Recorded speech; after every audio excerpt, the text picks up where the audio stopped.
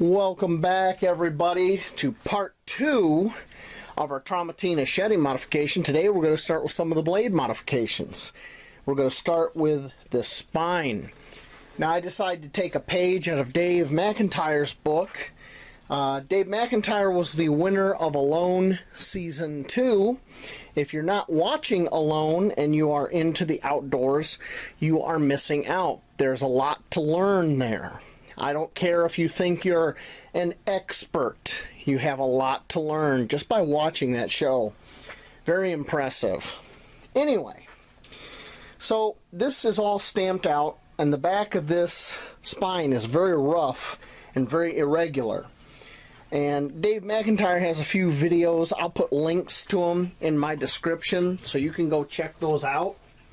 But what he does is he evens this all out with a file and then rounds off the other part over here so it can be held to use it as more of an effective tool.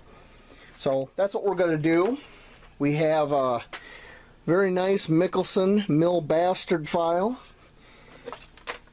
and a file card. A file card is basically, it kind of looks like a cat brush, but it's used to get anything out of the file. So when the file gets loaded, you can empty it. So very nice little tool to have. Okay, so we're going to start.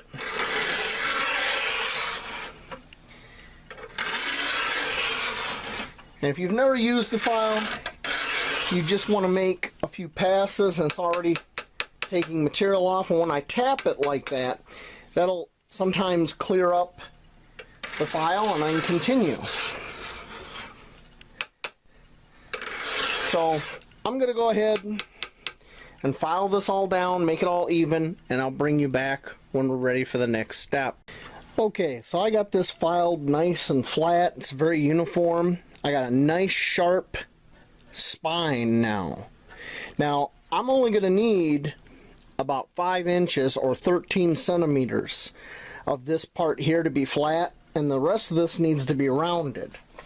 So I'm going to go ahead and mark what I need to keep, which is right about there. So everything from here back is going to stay nice and squared and nice sharp spine, and this is all going to get rounded. Now to round it, we're just going to take our file, and we're going to break this edge, and then we're going to come back and we're going to break this edge here, basically a 45 and a 45, a few passes. Then I got some nice emery paper here, and we're going to go on here and just rock it back and forth until we get this nice and rounded. So let's get started.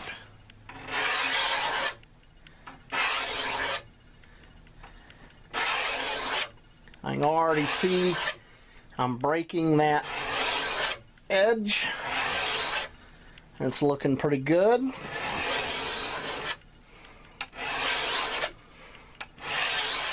Alright. Now I got to flip the blade, and once I get done breaking this edge, I'll bring you back and show you using the sandpaper. So I got these edges here nice and broken with the file, and we're all set up to take our emery cloth and start rounding this from our Sharpie mark. I know you can't really see it very well on camera, but I can see it really well. The Sharpie mark is right here, so I need to round all this, and it's real easy, like shining a pair of shoes. Whoops, make sure that this is a lot tighter than it is.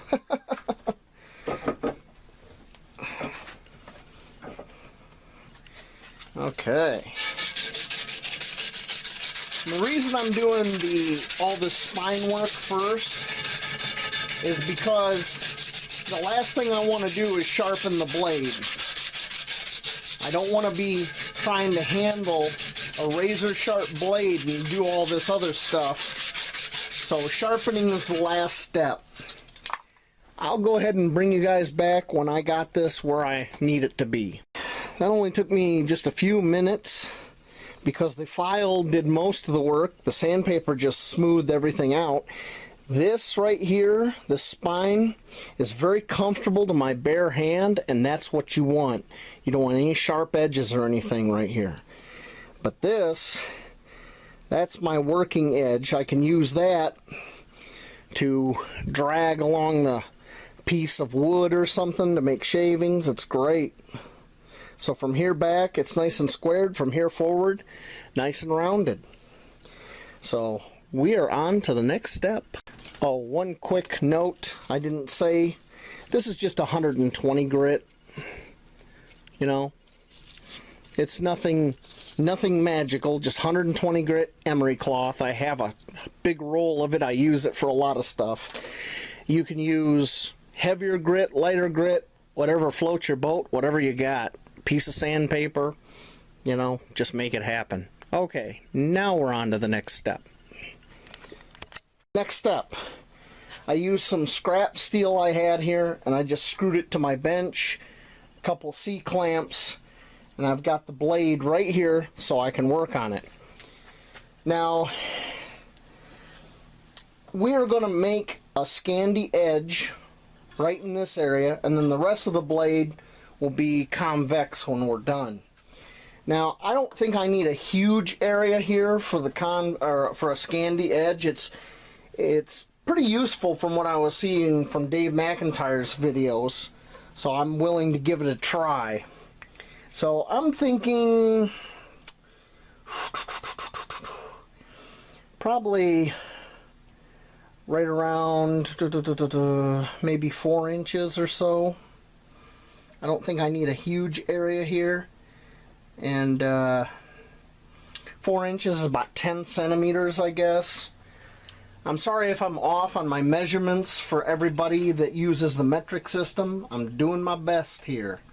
So that would be right about there. So this is going to be a Scandi Edge. Now, if I'm not mistaken, yeah, we're going to take that Scandi Edge back about 3/8 or roughly 1.5 centimeters. So basically, this whole area here and across is going to become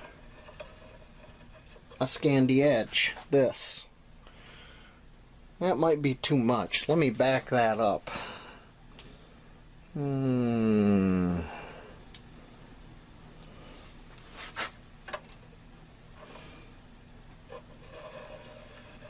So maybe about that much, because I don't want to get too crazy with that Scandi Edge there, because the thing is, this blade is only 2.2 millimeters, so the Scandi Edge is going to be rather fragile. So if I'm swinging this to cut brush and I hit something with the Scandi Edge, I could probably damage it. So instead of 3/8, we're looking at 5/16. Yeah, 5/16, which I have no idea what that is in metric. I will put it below in the description, or I'll put it at the bottom of the monitor. So we're going to go about 5/16 for a Scandi Edge. And we're going to use our file. We'll be filing like this. And of course, that clamp is going to be a problem right there. So I'm going to have to probably take this clamp out. Yeah, I can probably do it like that if I hold this. So, yeah. That's what I'm going to do. I'm going to file this area right here into a Scandi Edge, and I'm going to start right here where the original edge, the bevel stops, right there, and work it down. And I'll bring you back when we got that done. I got the Scandi Edge done. It's right here. I think it looks pretty good. I got both sides done. And it's a little rough right now, but we will finish it on a stone and Probably take a leather strop to it too. But now what we need to do is we need to finish this bevel. You see how it just kind of peters out right here? We need to finish this bevel and get everything the same on both sides of this blade. So I'm going to do that with an angle grinder. I moved this piece of steel up here so I wasn't hunched over so much. The bench is a little low. So I'm going to go ahead and clamp this down, get in here with the angle grinder and finish this bevel. Then I got to come back in here with the file and I got to break this edge and try to make this, when I get it where I want it, as convex as possible. We want all this to be a nice sharp convex edge. So I'm going to get the grinder out, get started with that, and I'll bring you back when I got it there. Alrighty, all the grinding is done. As you see, we got a very nice profiled edge on both sides. And we've even got a little bit of a burr going on here. Same down here for our Scandi Edge. So now I got to get out a stone and we're going to finish sharpening this. We're going to get this as sharp as I possibly can, get that burr off there, and go from there. And one thing you'll notice, that clear coat, that coating they have in here, took quite a beating. So I think before I'm all said and done, I'm going to probably strip that clear coat and just oil the blade really well, because it looks pretty bad. Alright, let me get my stone and I'll bring you back. I just spent 15 minutes with this whetstone sharpening this blade and the camera wasn't on. So, yeah, I feel dumb. Anyway, so I've got a pretty decent edge to it. I'm just going to take it over here. Let me move the camera, show you what I'm talking about. I got my little 1x30 Harbor Freight belt sander, and I have a leather belt on here, and it's charged up with some white compound. And we're just going to touch these sides up a little bit on this blade to make it a little sharper. And then I'm going to go into the house and we're going to have to clean the compound, any remaining compound off the blade, and we should be pretty much done. So I'll give you a little look at what this looks like. Right now I'm doing the Scandi portion. Now I'm doing the convex portion. Turn it over. You just want to hit each side twice.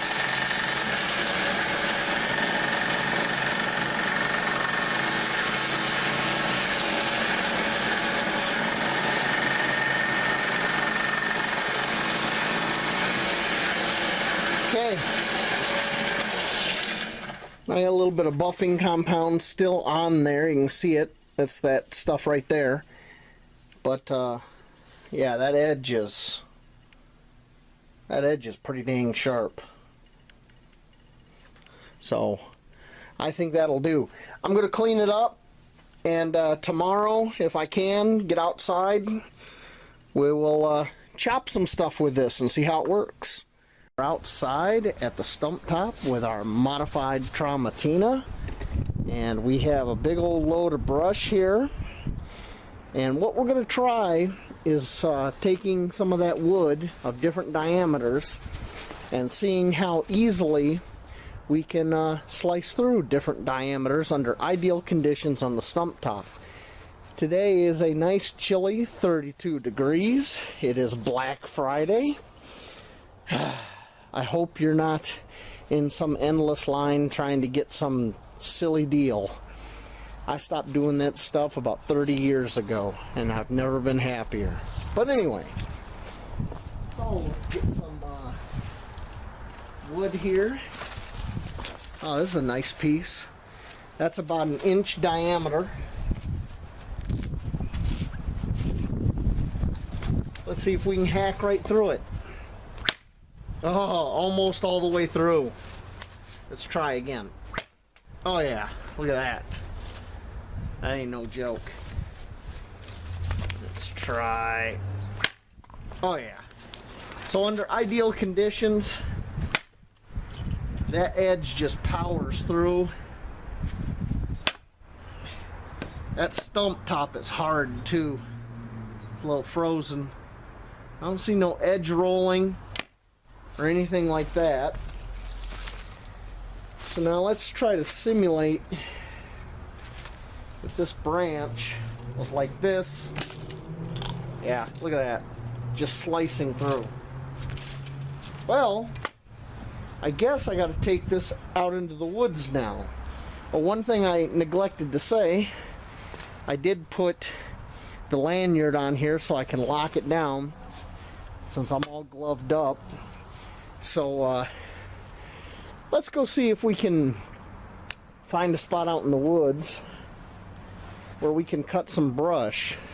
So we're back. It is Sunday, November 28th. As you can see, we got some snow. There's about 2 inches of snow on the ground, and as you can see, we still got green leaves on a lot of these bushes, but they are falling. And this is the day after I said I was going out in the woods to test the machete, and I ended up having to go help somebody. A friend of mine called me, asked me for help, so I had to go help, and by the time I got done it was really late, so I said, I'll go test the machete tomorrow. Well, we got this snow overnight, about 2.5 inches, so here we are. But as promised, I'm going to test the machete, even though it's about 35 degrees in the middle of the day. Temperature drops at night, so here we are.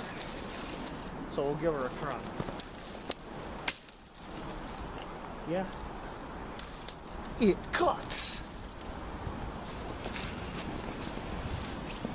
All these little bushes.